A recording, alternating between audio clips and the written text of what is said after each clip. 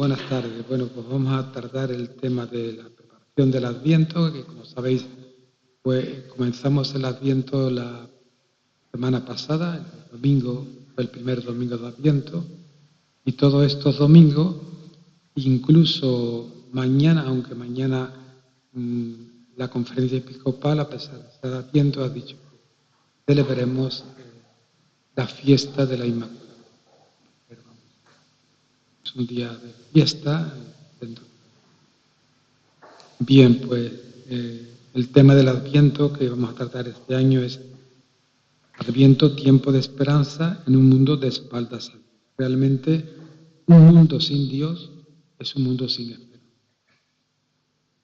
Hemos comenzado ya en este nuevo año litúrgico. Ya sabéis que en el Adviento cambiamos el ciclo. Hay 3 ciclos litúrgicos en la Iglesia. Hay 2 ciclos. Está el ciclo A, que no es este que empezamos ahora. Está el ciclo B, que es el que hemos terminado. Y ahora comenzamos con el ciclo C, que siempre predomina un evangelista. Aunque hay fiestas que se introducen otros evangelistas, porque hay evangelistas que no han hablado de eso. Qué sé yo, la Epifanía, por ejemplo. La Epifanía solamente la trata Mateo. Y es lo que se llama en la cultura bíblica un midrash. Un midrash es como una novelita para decir que Cristo viene para todos. Quiere decir que vinieron los magos de Oriente y todo esto, ¿no? Bueno, no importa tanto como el mensaje. Bien, pues, ¿qué es el tiempo de Adviento? Lo habéis oído muchas veces. La palabra Adviento significa venida. Es un tiempo que establece la Iglesia de preparación para celebrar la venida del Señor en la Navidad, pero el Señor viene siempre. El Señor, por su resurrección, viene siempre a nosotros y queremos prepararnos lo mejor posible para abrirnos a su presencia que nos acompaña todos los días. Así que el Adviento es el tiempo litúrgico de preparación para celebrar el nacimiento del Señor en la Navidad. Es un tiempo fuerte de interiorización, no es un tiempo de consumismo, de jaleos, de historias, de andar por las calles llenas con la manna y toda esta historia. Así que el Adviento es el tiempo litúrgico para prepararnos al nacimiento del Señor. Un tiempo fuerte de interiorización en el que a través de 4 domingos nos vamos preparando para celebrar la fiesta del nacimiento del Señor.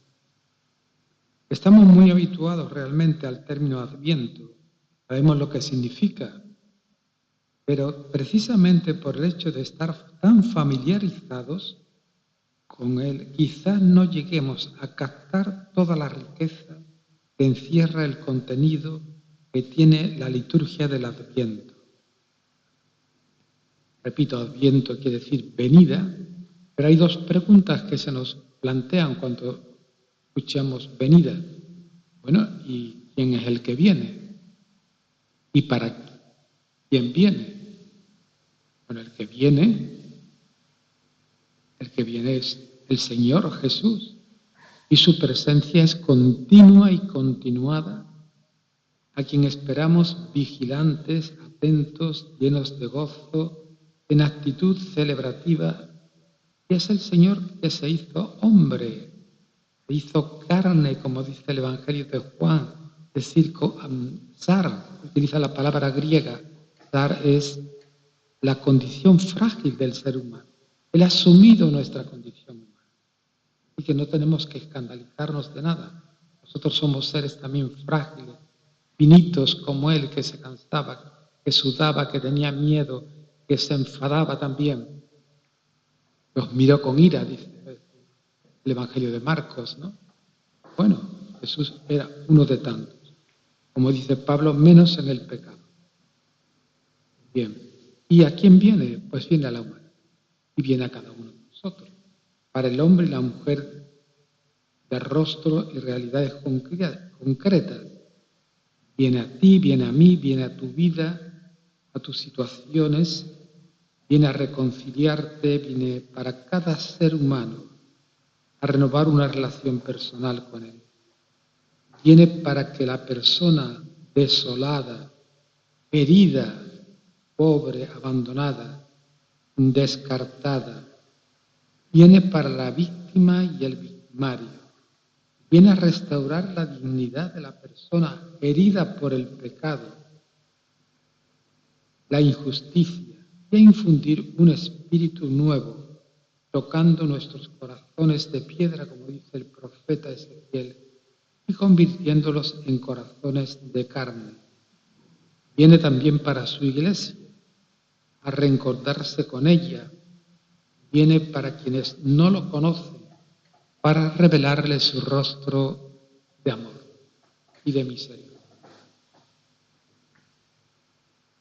Este tiempo de Adviento viene marcado por la complejidad y la crisis del mundo actual. Vivimos una crisis terrible, como nunca. Fijaos que actualmente muchos pensadores afirman que estamos entrando en un cambio de época. Otros hablan de un nuevo paradigma. Es una revolución de tal magnitud que solo es comparable con el paso del Paleolítico al Neolítico, que supone una ruptura antropológica. Antropología quiere decir una visión nueva del hombre, diferente a la que teníamos. Esto que está pasando en nuestra sociedad conlleva una crisis antropológica, es decir, una visión nueva del ser humano, muy marcada por la entonces afirmación del Papa emérito Benedicto XVI en su primera homilía de su pontificado, cuando habló de la dictadura del relativismo. Actualmente nada se reconoce como definitivo y deja solo como medida última al propio yo y a sus apetencias. Naturalmente, para nosotros, la medida del hombre no es mi propio yo. La medida del hombre es el hombre Jesús, el profeta de Nazaret, que vivió en esta tierra, que se hizo historia, que compartió nuestras fatigas y nuestros dolores y que murió por amor en una cruz.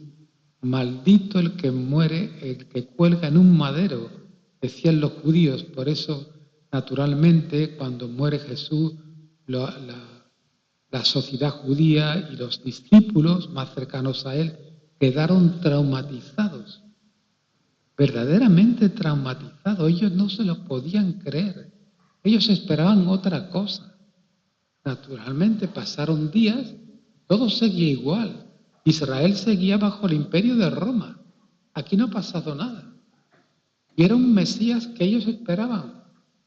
El Mesías de Israel era un Mesías político que iba a renovar, a restaurar, a liberar al pueblo de Israel. Pero no pasó nada. Todo siguió igual. Bien.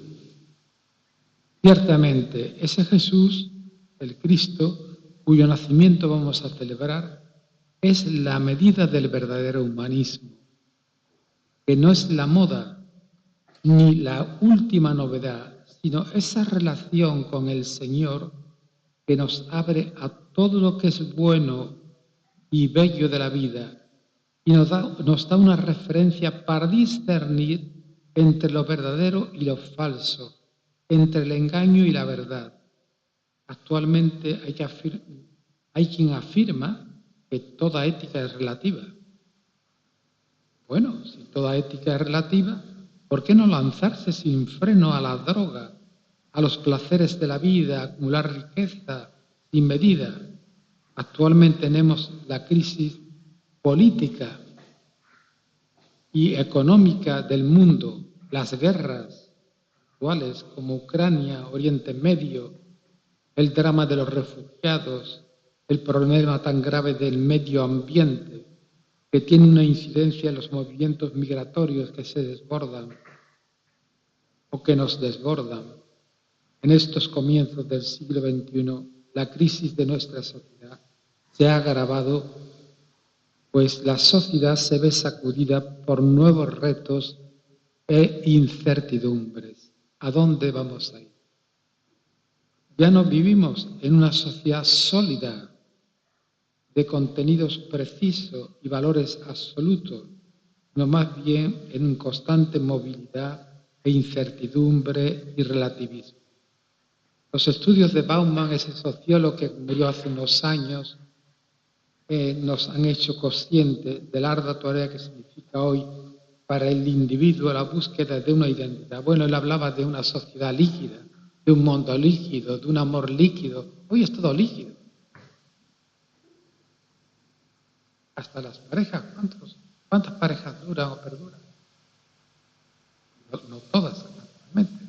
Algunas, por supuesto, afortunadamente sí, pero no todas. Nos han hecho conscientes de la ardua tarea que significa hoy para el individuo la búsqueda de su identidad, para poder integrarse y sobrevivir en una sociedad cada vez más global, pero sin identidad estable ni una seguridad garantizada.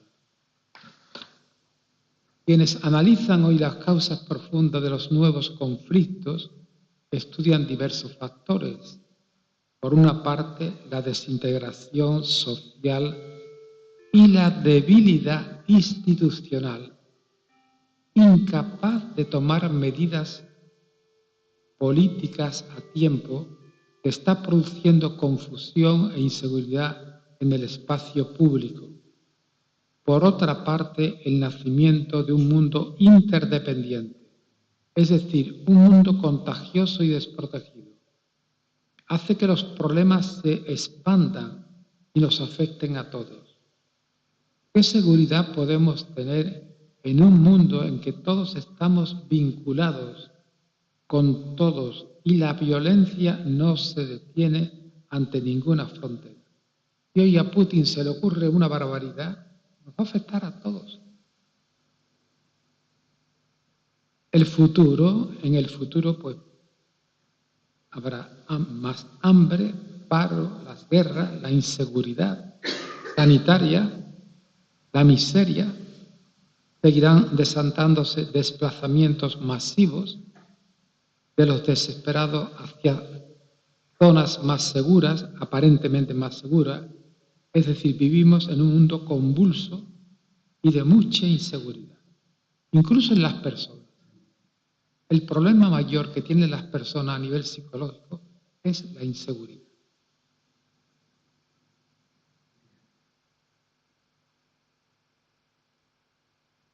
Esta crisis generalizada es vivida de manera diferente, naturalmente, en los puntos diversos del planeta, como consecuencia de la guerra económica que se produce en el interior de la comunidad internacional.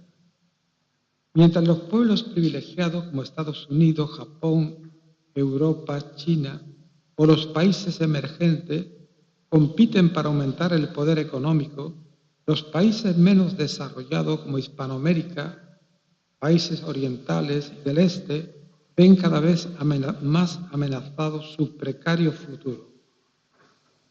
Por su parte, el continente africano no termina de despegar entre el olvido de Occidente y la invasión de China. Al mismo tiempo, en Europa se van configurando unas sociedades cada vez más cementadas. Además, Europa está muy frágil. El sector integrado tiene asegurado su trabajo, nivel de vida, disfruta de un cierto bienestar, aislándose de su propio mundo de interés, en su propio mundo de interés. El sector amenazado ve en peligro su estabilidad laboral, social, lucha por no quedar descolgado. Pero ¿cuántos contratos temporales, trabajos precarios?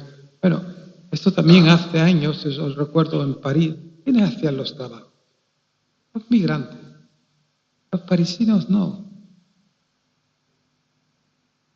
Eso era para ellos. El recoger las basuras de las cubeles, como llaman ellos, los contenedores, ¿no? no era para él. Y ahora menos. Bien, al mismo tiempo que crece su desconfianza y su miedo a caer de manera irreversible en la pobreza, los sectores excluidos saben que Europa no es para ellos. Sin trabajo, sin posibilidades, han caído en la desesperanza.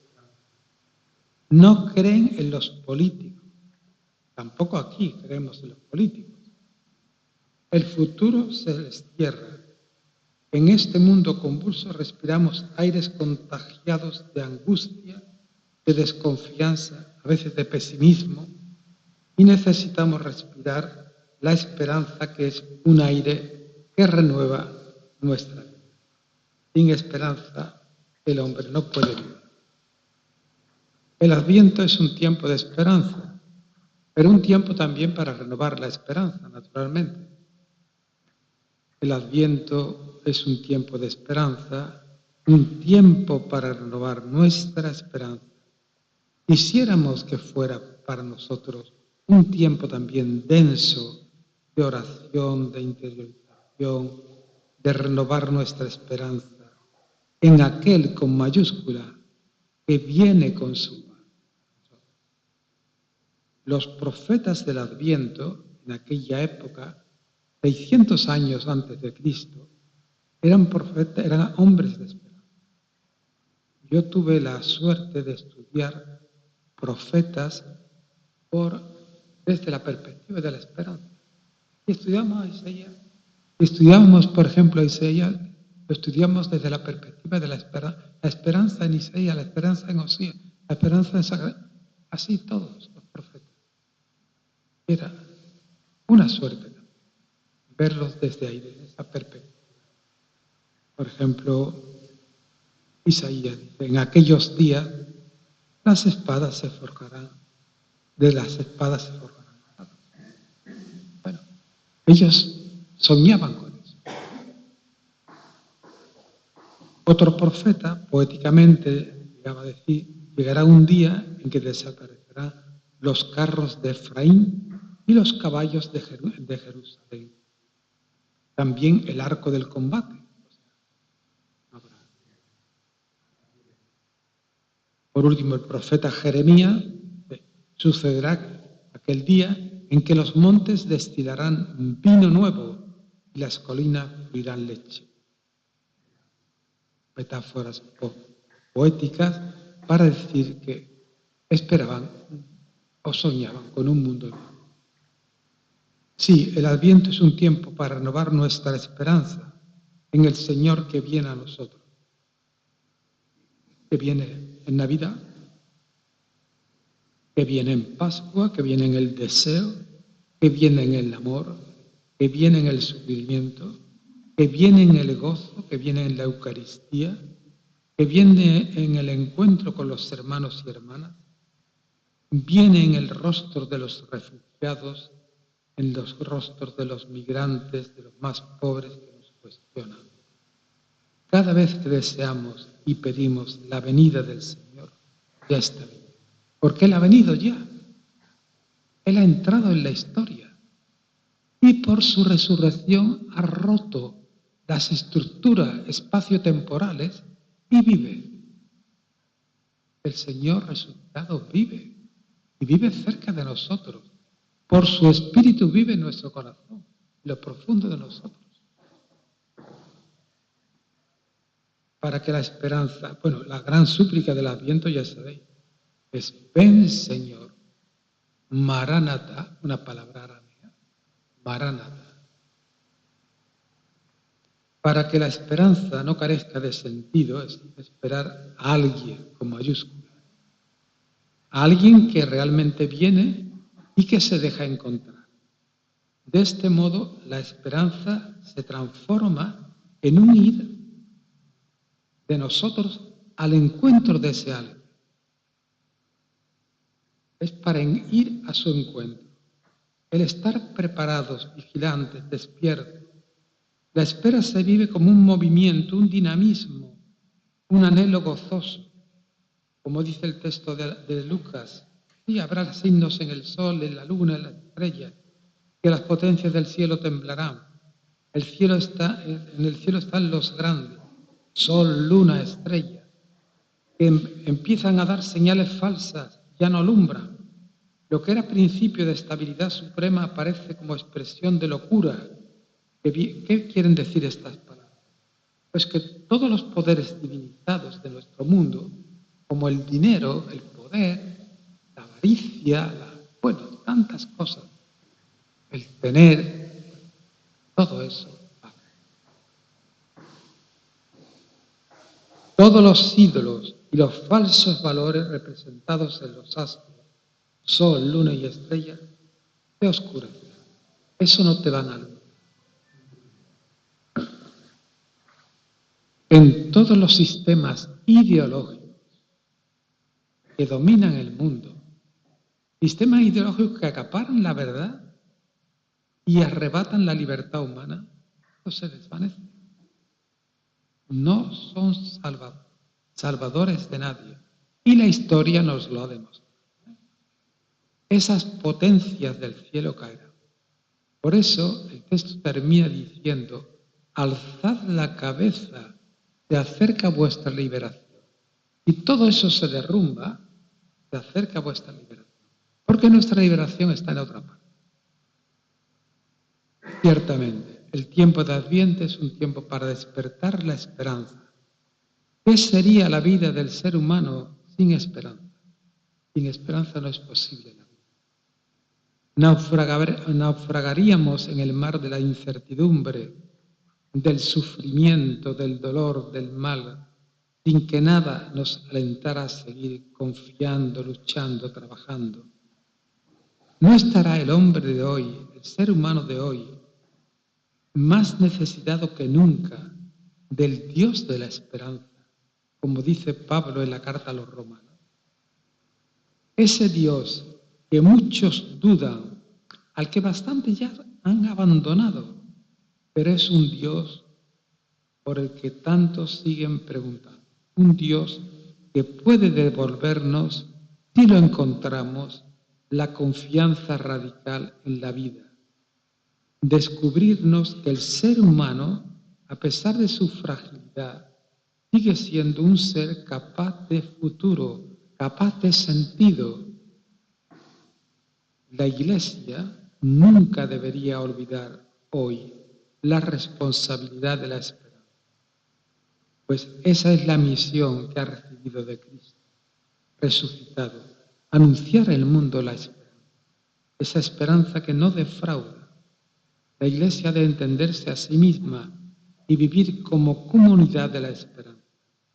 Una esperanza que no es una utopía más, ni una reacción desesperada frente a la crisis y la incertidumbre de los momentos que atravesamos. Una esperanza que se fundamenta en Cristo el resucitado, que permanece para siempre. En Él, en Jesús resucitado, descubrimos los creyentes el futuro último que espera a la humanidad y también que espera a cada uno de nosotros. El camino que puede recorrer el ser humano hacia su plena humanización y la garantía última frente a los fracasos, la injusticia y la misma muerte. En Él, en el Señor resucitado, descubrimos los creyentes el futuro último que le espera a la humanidad, el camino que puede recorrer el ser humano hacia su plena humanización y la garantía última frente a los fracasos, la injusticia, la muerte. En el Evangelio del próximo domingo, no del siguiente probablemente, nos habla del mito del arca de Noé, ¿no? De lo que pasó en tiempos de Noé pasará cuando venga el Hijo del Hombre. Era una forma, es una leyenda, pero que contiene un mensaje. ¿Qué pasaba entonces? Ciertamente dice que la inconsciencia que vivían los contemporáneos, Dice que comían, que bebían, que se casaban, que se divertían. Eso se parece a nuestra sociedad, ¿eh? Vivimos en la inconsciencia, sometidos, como dice Heidegger, el filósofo alemán, a la ilusión de la vida.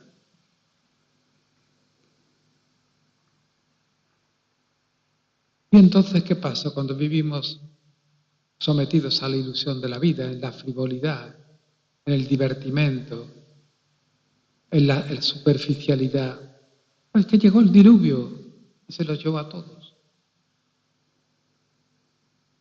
¿No nos recuerda esto la profunda crisis económica y de valores, cuidado, de valores que estamos atravesando en estos tiempos? Han pasado muchos siglos desde entonces, pero no seguimos viviendo una frivolidad en nuestra manera de enfrentar la vida. ¿Vivimos despiertos o amodorrados en la rutina de cada día?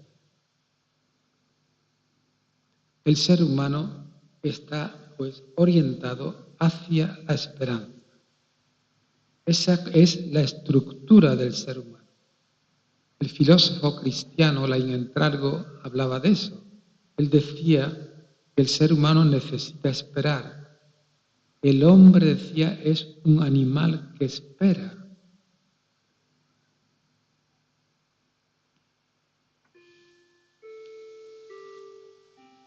Cuando deja de esperar, está muerto. Porque está vitalmente orientado al futuro, necesita ocuparse de él, vislumbrarlo, prepararlo, amarrarlo, dice, de alguna manera, incluso defenderse de él. El futuro. Esperar es para los seres humanos, hombres y mujeres de todos los tiempos, tan necesario y tan saludable como respirar. Vivir es esperar, dice uno de nuestros teólogos. La esperanza es una planta que no puede faltar en el huerto del corazón humano. El padre Teilhard de Chardin escribe: el animal puede seguir caminando a oscuras hacia el muro infranqueable o hacia el abismo de la muerte. El ser humano se resiste a caminar si no presiente una puerta abierta hacia el futuro. Cuando muere la esperanza, muere el ser humano. Está vegetativamente vivo, pero está muerto. Para los cristianos está muy claro que la esperanza no es algo, sino alguien. No se fundamenta en lo que pasa, sino en Dios que se entrega para sí. Como se ha escrito en la encíclica Spe Salvi, la política, la ciencia, la técnica, la economía, ahora tendremos que decir la inteligencia artificial y todo recurso material por sí solo no son suficientes para ofrecer la gran esperanza que todos aspiran. Esta esperanza solo puede ser Dios. Por eso, una de las consecuencias principales del olvido de Dios, de vivir de espaldas a Dios, de vivir sin Dios, es la desorientación y el sinsentido que caracteriza nuestras sociedades y que se manifiesta en la soledad, en la violencia, en la insatisfacción y en la pérdida de confianza, llegando incluso a la desesperación. Deseo subrayar que la crisis de esperanza afecta particularmente a las nuevas generaciones que, faltos de certezas, de valores, de puntos de referencia sólidos, tienen que afrontar dificultades que parecen superiores a sus fuerzas. Hay muchas personas jóvenes heridas por la vida, condicionados por una inmadurez personal, consecuencia de un vacío familiar, un vacío afectivo, de opciones educativas demasiado permisivas y de experiencias negativas y también traumatizantes. Para algunos, la única salida posible es la huida alienante hacia comportamientos peligrosos o violentos. A pesar de todo, no se apaga el deseo de un verdadero amor y de una auténtica fe. Pero ¿cómo anunciar la esperanza a los jóvenes en el momento actual? No sé si recordáis la primera carta que escribió el hermano Roger en TC, la primera que se titulaba Vivir lo inesperado. Él escribía hacia el final: me preguntas cómo realizar. Pregunta que él se contacto con aquellos jóvenes que acudían de tantos lugares del mundo. Él decía: el hombre se realiza solo en presencia de Dios. Recordamos también a San Pablo, que fue un testigo de esperanza. Pablo fue después. Saulo era el nombre de Saúl, del rey Saúl. Cuando se convirtió al cristianismo, tomó el nombre de Pablo. Pues cuando se encontraba en medio de dificultades, ya en la cárcel, escribe a su discípulo Timoteo, que era para él como un hijo muy querido, y le dice: hemos puesto nuestra esperanza en el Dios vivo. Nos podemos preguntar, ¿cómo había nacido en él, en Pablo, esta esperanza? Y podemos responder a esta pregunta: fue en el encuentro del resucitado, de esa luz que le cegó. No dice que vio al resucitado, dice una luz que le cegó. Le cegó quiere decir que los valores que él tenía se le cayeron a la tierra. No le servían ya. Y era un hombre con muchos valores, como judío, Y él lo dice, él se jacta eso. Es un poquito chulito, Cuando él dice en la carta a los filipenses, él dice: yo, judío de pura cepa, de la tribu de Benjamín, de fariseo de conducta intachable, de defensor de la ley, perseguidor de los cristianos, etcétera, etcétera. Pero todo esto lo considero basura en comparación con el sublime, con el conocimiento que tengo de Cristo Jesús, mi Señor. Usa el posesivo, mi Señor, por quien lo perdí todo. Todo lo considero esquíbala, es decir, una palabra griega, no vale nada. Pues ahí aprendió él la esperanza. Allí su vida se transformó. Y de hecho tuvo que retirarse para integrar esa experiencia al desierto y ser bautizado. Para él la esperanza era una persona viva, Cristo resucitado. Por eso sus cartas están plagadas de referencia al Señor resucitado. El que vive con nosotros y en nosotros, el que nos acompaña siempre en el camino de la vida. Y si Él está con nosotros, como dice la carta a los romanos, ¿qué podemos decir? ¿Qué nos dice Él? ¿Qué nos podrá condenar? ¿Acaso Cristo Jesús, que murió, que resucitó? Nada, ni nadie, ninguna criatura humana podrá separarnos del amor de Dios manifestado en Cristo Jesús, Señor. Nada. Esa es la convicción que a él le sostiene en la cárcel mamertina, en la que coincidió probablemente con Pedro. La única esperanza cierta y fiable se fundamenta en el Dios de Jesús.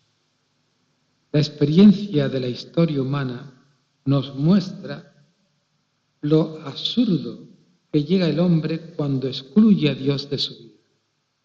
Esto lo hemos visto en el siglo XVIII y XIX. ¿Qué ha pasado? Los sistemas comunistas, ¿qué han hecho? ¿Qué han conseguido? ¿Dónde está ese paraíso que nos prometieron? No es posible.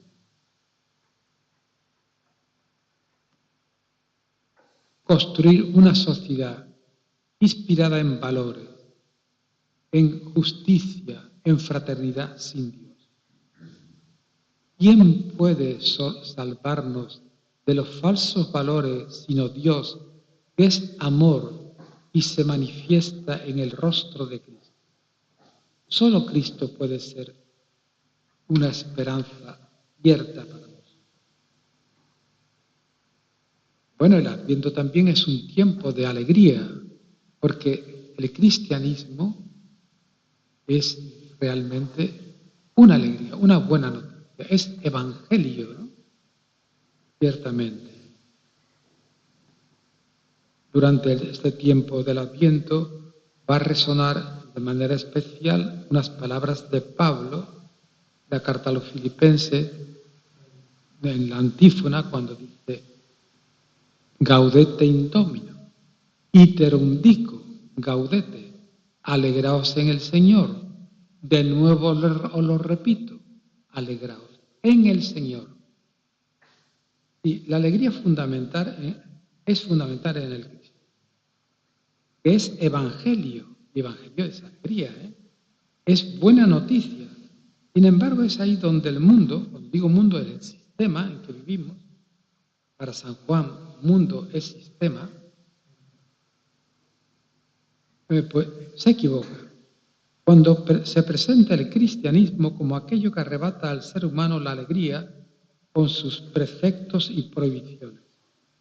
Ciertamente la alegría de Cristo no es tan fácil de ver como el placer banal que nos venden constantemente en nuestra sociedad de consumo.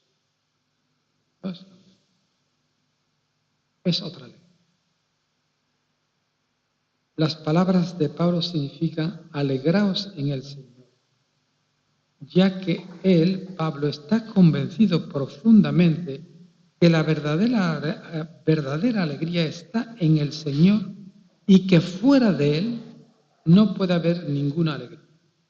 Y de hecho es verdad que toda alegría que está fuera de él o contra él no satisface en profundidad, sino que por el contrario nos deja un vacío terrible en nuestra vida. Por eso, en este tiempo se nos recuerda que la verdadera alegría la trae Cristo, que viene siempre a nosotros.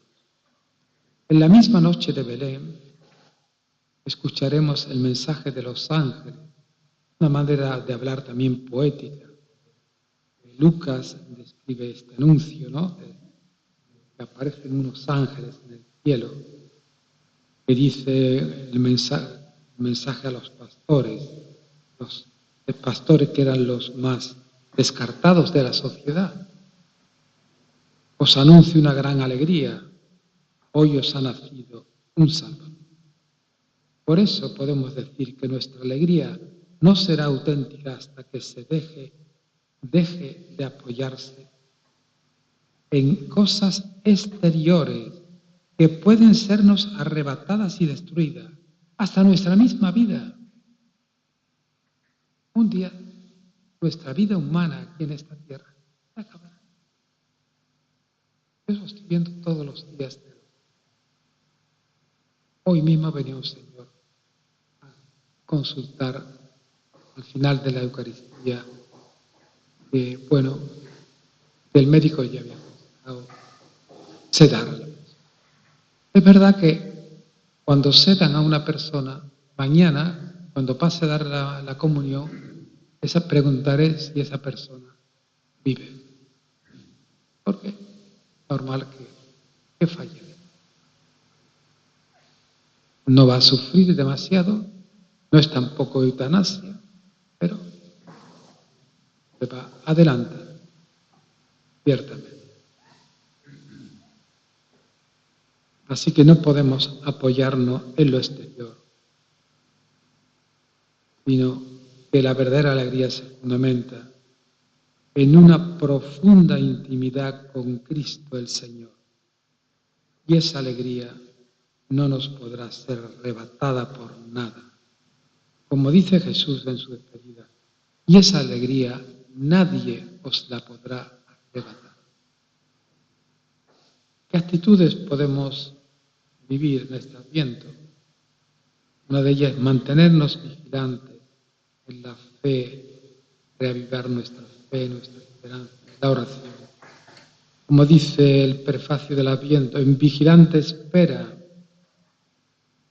No es un tiempo para consumir desmesuradamente, como vamos a ver cada día en nuestras ciudades, en nuestras calles, iluminadas, en los escaparates, en la Magna incluso, sino es un tiempo para vivir una cierta sobriedad, recogimiento, para estar en vela. Y la propia liturgia, con su pedagogía, cuida el ambiente que invita a la interiorización e incluso el color morado nos recuerda en la sobriedad también la supresión del Gloria. No se va a cantar el Gloria, bueno, mañana es una excepción porque se celebra la Conferencia Episcopal, nos ha invitado a que por encima del segundo domingo de Adviento celebremos la fiesta de la Inmaculada. También caminar por el camino trazado por Dios, porque vamos a escuchar también en el profeta Isaías que lo torcido se enderece, los cabrosos iguales. Y también en el Evangelio de Mateo se dirá, preparad el camino del Señor, allanad sus senderos. ¿Qué quiere decir? Que las ambigüedades de nuestro corazón se terminen. Que podamos vivir con un corazón recto, un corazón puro, es eso, ¿no? La ambigüedad. Vivir una auténtica espera interior, como la Virgen María. María dice que por su parte guardaba todas estas cosas, meditándolas en su corazón. La Virgen del Adviento se la invoca también el 18 de diciembre como la Virgen de la Esperanza. ¿Por qué no tomamos tiempos de interiorización en cada día de este Adviento? Que nos cuesta un ratito, unos momentos, para pararnos. También participar en la celebración de la Eucaristía en este tiempo de Adviento, acogiendo y reconociendo al Señor que viene continuamente en su palabra y en el pan partido y compartido. Ya sabéis que en el Concilio Vaticano se puso al mismo nivel la mesa de la palabra y la mesa de la Eucaristía. Porque tan importante es la mesa de la palabra como el pan partido. Por eso al Evangelio le damos una prioridad. Siempre cantamos el aleluya, ¿no? Porque el Evangelio es la palabra del Señor que nos alimenta. Y es presencia del Señor. Las comunidades cristianas de nuestros días necesitamos tomar conciencia de que la celebración de la Eucaristía es una celebración de fraternidad querida por Jesús. Como escribe el teólogo canadiense Dillard, la Eucaristía está orientada hacia la fraternidad humana. Este Adviento, en tiempos de crisis, es un Adviento para la solidaridad y el compartir. ¿Por qué no hacer gestos de compartir algo de nosotros mismos con otras personas necesitadas? Viviendo el Adviento de este modo, los cristianos desempeñamos un papel profético de protesta contra un mundo adormecido que corre el riesgo de perder su propia alma y testimoniamos el gozo profundo de la venida de un mundo mejor que ha comenzado con la presencia del hombre Jesús en la tierra En su nacimiento que vamos a celebrar, llenos de alegría, celebramos el amor y la ternura de Dios en el niño de Belén. En la Navidad, en ese pequeño niño, se realiza nuestra esperanza. El Adviento es un camino hacia Belén. Dejémonos atraer por la luz de ese Dios hecho carne, como dice Juan en el prólogo, ¿no? Cuando leamos en el día de Navidad, veremos el prólogo en que termina diciendo: y el Verbo se hizo carne y acampó entre nosotros. El Verbo, que es la palabra Dios, era Dios, y la palabra, dice antes, era Dios, que entra en la historia y acampa, en el sentido de que planta su tienda de campaña en medio de nosotros. Entra en la historia y no entra de forma triunfal, entra en darse, tomando la condición frágil de nuestra condición humana. No se hizo hombre, se hizo sal. El Verbo se hizo sal y habitó. Muy bien. Vamos a, no sé si queréis un momento de pausa o algo así. Yo voy a comentar después brevemente dos textos bíblicos, por si os interesa. Serán tomados del Apocalipsis, uno de la primera carta de Juan. Bueno, el Apocalipsis dice que lo escribió Juan, no sabemos si es el Juan histórico, desde la isla de Pasmo, o fue un discípulo de Juan. Era muy costumbre eso, era una costumbre. Juan tenía su escuela, tenía su comunidad, y era una comunidad muy viva. La comunidad joánica no tenía nada que ver con la comunidad de Mateo, era muy judía.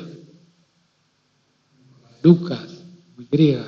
No, era una comunidad con su característica diferente. Entonces la comunidad joánica era muy viva y Juan pertenecía a esa comunidad y vivió Juan hasta esa época en que se escribió el Evangelio. Perdón, el Evangelio y el Apocalipsis. No sabemos. Algunos dicen que murió en Éfeso. Los que hayáis estado por Israel, ¿recordáis Éfeso? Pues Éfeso, dicen que allí estuvo con María. Hay mucha contradicción porque, claro, la tumba de María la celebra en Israel, la dormición de María. No se habló de la asunción de María, no se habló hasta muy tardío. Se hablaba de la dormición de María. María murió también como humano. También, claro, se venera.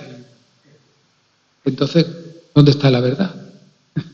Porque los papas, cuando han visitado Israel o Éfeso, resulta que han venerado en Israel la Basílica de la Dormición de María. Y no en Éfeso. Entonces, por eso, porque algunos dicen, bueno, entonces, ¿dónde murió María? ¿Dónde fue la dormición de María? Bien, no importa.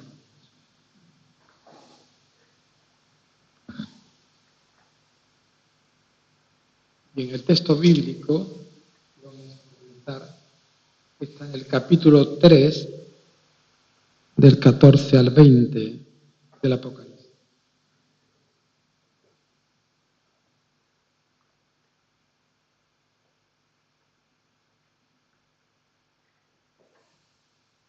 La iglesia de la Odisea, ¿no?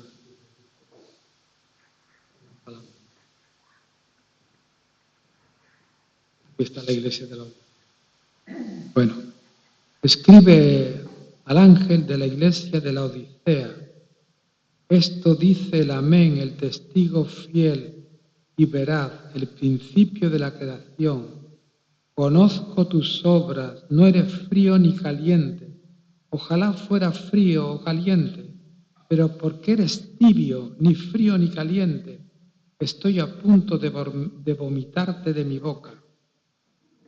Por eso, porque dices, yo soy rico, me he enriquecido y no tengo necesidad de nada, y no sabes que eres desgraciado, digno de lástima, pobre, ciego y desnudo.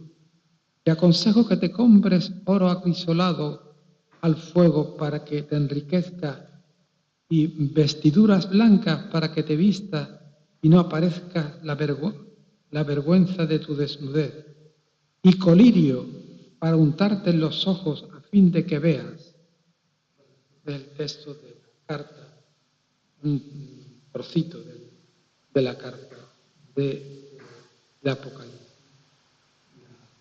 a la iglesia de la Odisea.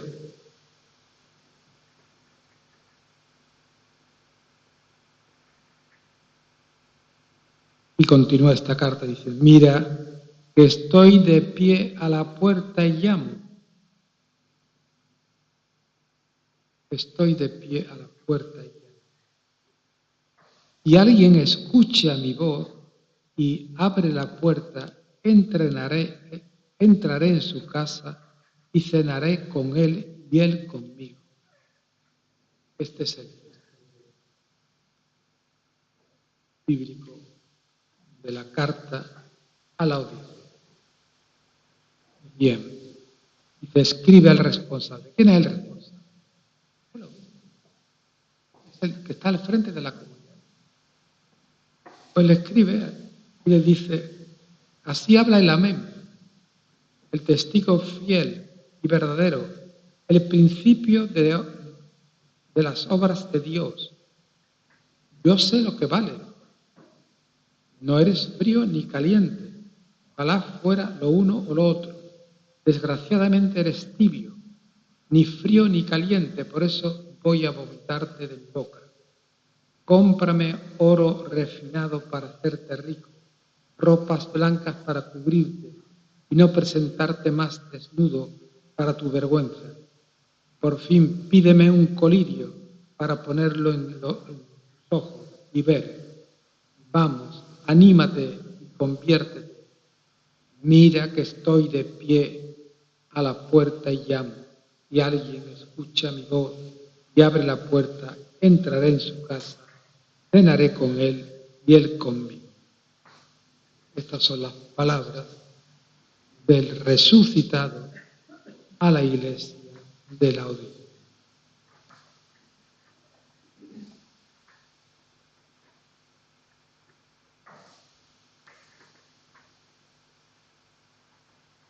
Jesús resucitado pone de relieve la situación lamentable en que se encuentra esta comunidad.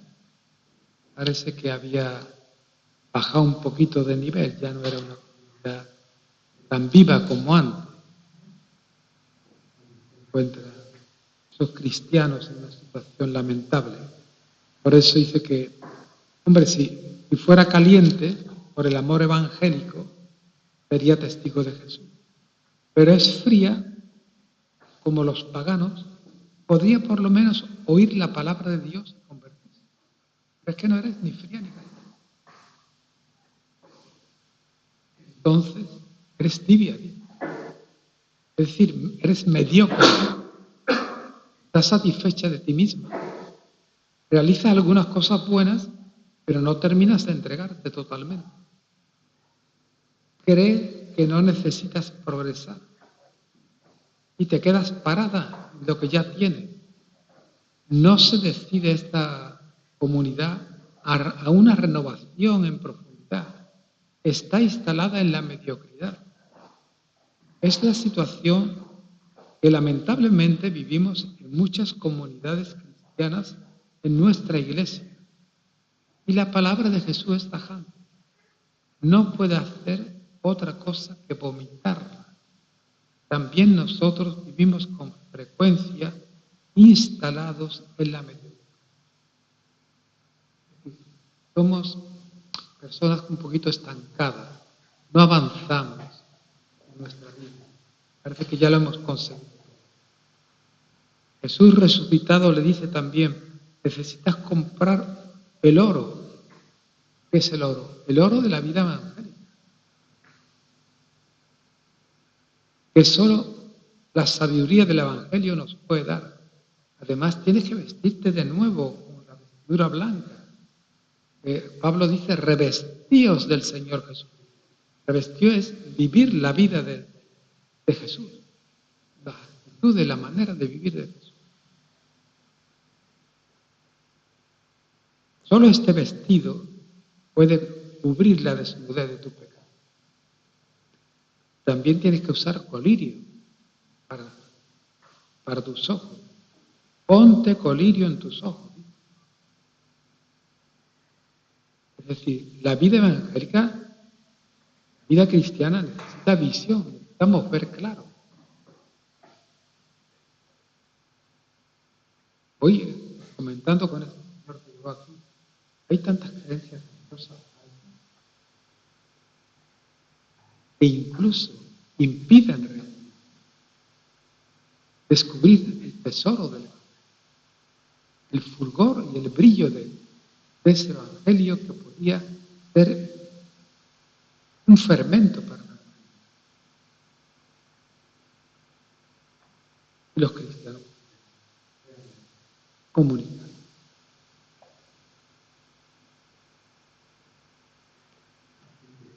El colirio. Bueno, yo sí recuerdo que la Odisea, la se fabrica el colirio. Ya en aquella época se fabricaba y todavía se fabrica. No hay ningún oftalmólogo aquí. Ahí se fabrica. Pero en el Evangelio también nos habla Jesús de la importancia de una mirada nueva. Dice, tu ojo es la lámpara de tu cuerpo. Cuando tu ojo está sano, todo tu cuerpo está iluminado. Pero cuando está mal tu ojo, también tu cuerpo está oscuro. Mira pues que la luz que hay en ti no sea oscura. Si tu cuerpo está enteramente iluminado, sin parte alguna oscura, estará también enteramente luminoso, como cuando la lámpara ilumina con su fulgor. Una mirada como la de Jesús. Pero las palabras más hermosas que Jesús dice a esta comunidad miserable son las que el Señor les dice al final. Mira que estoy de pie. ¿De pie qué quiere decir? De pie sobre la muerte. El que habla es el resucitado. El que está de pie es el resucitado. Los muertos no están. Mira, estoy de pie a la puerta y llamo. Y alguien escucha mi voz y abre la puerta, entraré en su casa, cenaré con él y él conmigo. Lo primero que hace es como un toque de atención. Mira, comienza con esa expresión. Mira, es como un reclamo. Estoy de pie a la puerta. ¿De qué puerta? Estoy de pie, ya lo digo. ¿De qué puerta es? De la puerta de tu casa. De la puerta de tu casa interior. Estoy de pie a la puerta. No solo estar a la puerta, sino estar de pie a la puerta. Eso significa que es el resucitado, el que vive, el gran viviente de Cristo, el que está de pie a la puerta, llamando. Comúnmente, si alguno oye, es una llamada a abrirse a esa voz interior. Hay que escuchar ese rumor interior. esa voz que resuena dentro. Pero ¿cómo lo voy a escuchar? Y estoy siempre fuera. Escuchar y me abre, es condicionado. Asistirá a un desenlace inesperado. Entraré en su casa, cenaré con él y él conmigo. Estoy a la puerta. La continua visita de Dios a la humanidad culmina en la llegada de Jesús, el Señor, resucitado, llamando a la puerta de cada uno. Dios se revela como un mendigo que pide una limosna de amor a la puerta. Cristo llama a nuestra puerta con insistencia y respeto, pero la puerta solo se abre desde dentro. Aquí estamos. Primeramente, si estamos fuera no podemos.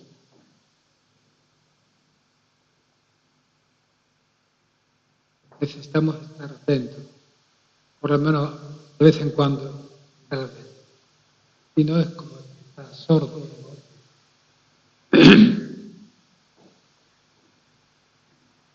Si alguien llama a la puerta y hace oír su voz, es una voz conocida que solicita entrar. Escucharemos por fin esa voz, pero se está llamando pacientemente. ¿Y la puerta se abrirá o seguirá cerrada calita y dejará abandonado a ese peregrino junto a la puerta, llamando? Nos urge tomar una decisión responsable. Necesitamos recordar que hoy que alguien está de pie a la puerta. Abrir la puerta a alguien significa darle plena acogida. Comporta abrir de par en par el alma a alguien que no viene a destruir, sino a entrar en la casa, es decir, a introducirse en una intimidad personal. Y establecer con nosotros una intimidad de amor verdadero. Hay una cena compartida, una cena que es de noche, incluye claramente una intimidad con él. La reflexión no es para llenar la cabeza de ideas, sino para abrirnos a la experiencia de comunión silenciosa con Cristo, el Señor resucitado. Y para recordarlo, recordamos que abrimos la puerta. Él se sentará y compartirá con nosotros la plenitud de la vida.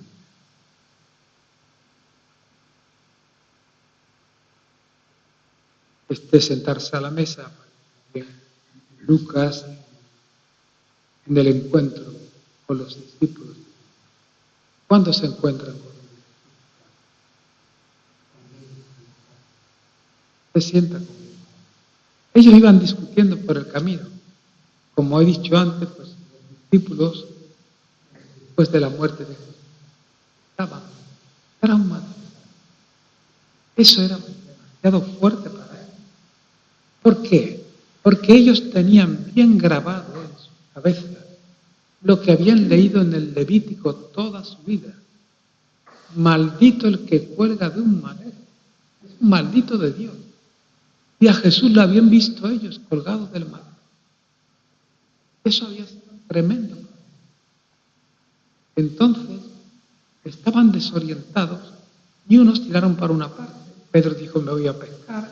Estos dijeron, bueno, pues nosotros vamos a caminar a Emmaús, que está a unos 12 kilómetros de Jerusalén, pero que era una pequeña aldea donde se retiraban los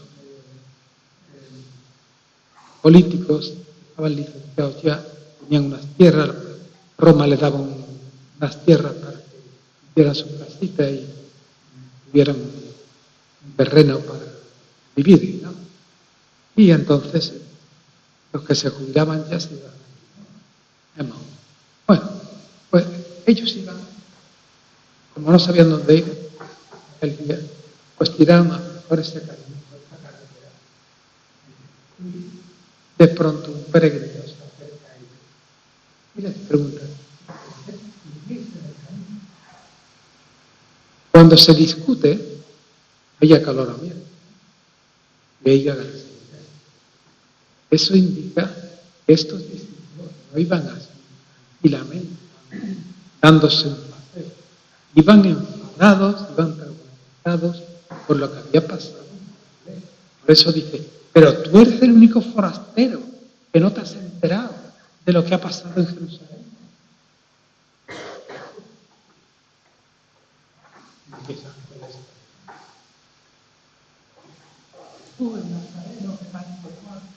Nosotros esperábamos, y fíjate, ya hace 3 días que esto pasó y no ha ocurrido nada. ¿Qué va a ocurrir? Y Jesús escucha. Va a escuchar y explicarle la Escritura. La manera de explicar la Escritura, ellos dicen después, cuando reconocen que era el Señor, que ardía el corazón. Él les explicaba de una manera que les llegaba. Y entonces estaba ya anocheciendo. En esa época, que los caminos de Palestina eran peligrosos, caminar de noche. Y entonces, mira, quédate con nosotros, en la posada que conocían, ya la tarde está cayendo, quédate. Pero él hizo ademán de seguir adelante. Ellos le insistieron, quédate.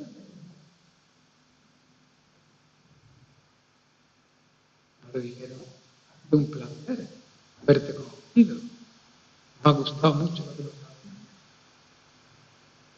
has dicho. Le dicen, quédate. Queda con él y sencillamente, sentados a la mesa, él toma el pan, lo parte, lo reparte. Como siempre en la cultura esa oriental, el huésped se le daba un gesto de cortesía, que partiera él. Jesús parte el pan, lo reparte. Y al partir el pan, ellos notaron algo, ¿no? Notaron que era una manera de partir diferente. Y entonces, al terminar esta cena, vuelven a Jerusalén a reunirse con la comunidad que estaba reunida y le dicen, era verdad, ha resucitado.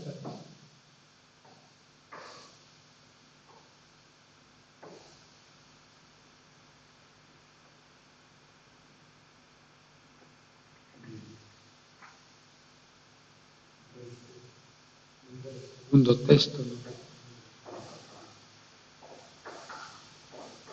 Así. Pues el segundo texto es del Apocalipsis, capítulo 2, del 3 al 4.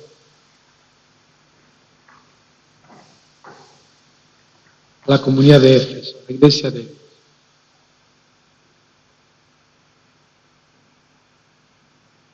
Éfeso. Primero le dice cosas positivas, ¿no? Le dice, has sido constante, has sufrido mucho por mi causa, sin cansarte. Pero tengo contra ti que has dejado el amor, que has perdido tu primer amor. La infidelidad forma parte de nuestra vida, quizás más de lo que nosotros. La falta de aliento interior nos ha llevado a veces a una fidelidad mediocre y carente de alegría, de pasión, a una fidelidad intermitente y constante, más dependiente de nuestro estado de ánimo que de la pasión evangélica. A veces acabamos perdiendo el norte, que es la relación con Jesús, y terminamos a solas con nosotros mismos y con nuestro Padre. ¿Por qué nos pasa eso? cada uno sabe. Quizás por la rutina, por la mediocridad, también la inconsciencia, por la falta de información, de contacto con lo profundo de nosotros, por la frivolidad en la que vivimos, el consumismo exagerado que nos va a invadir estos días.